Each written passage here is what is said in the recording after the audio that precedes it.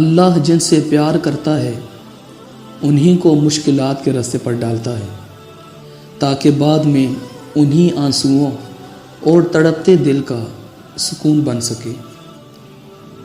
جب عرش والے کی طرف سے ہاں ہو تو پھر فرش والوں کی سفارشیں بیکار پڑ جاتی ہیں۔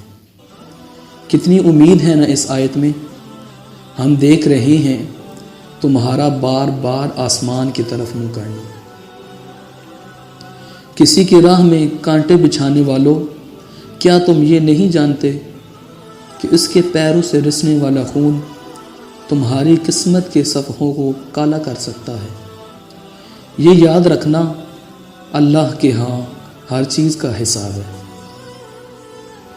ان بے شمار آوازوں میں سے اسے تمہاری آواز بھا گئی ہے، بس اس لیے وہ چاہتا ہے کہ رابطہ کچھ دیر اور قائم رہے، تو پھر دیری کی فکر کیوں کرتے ہو؟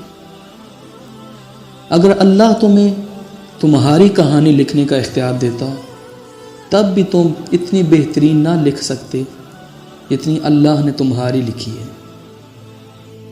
ہو سکتا ہے اللہ نے تمہیں ہر طرف سے اکیلا کر کے اپنے ساتھ دوستی کا موقع دیا ہو۔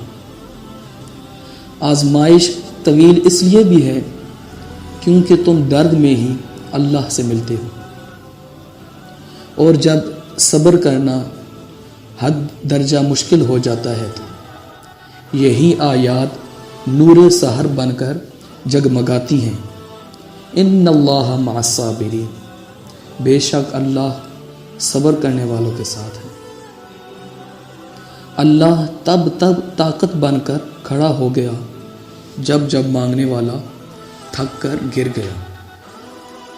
معجزوں کی راہ تو اللہ آخری سانس تک کھلی رکھتا ہے، تو تم تب بھی دعا کرتے رہنا جب تمہارے پاس قبولیت کی کوئی بھی وجہ باقی نہ رہے، کیونکہ بے بس تو تم ہو، وہ تو پل میں نصیبوں کو بدل سکتا ہے اور لمحوں میں دلوں کو موڑ سکتا ہے۔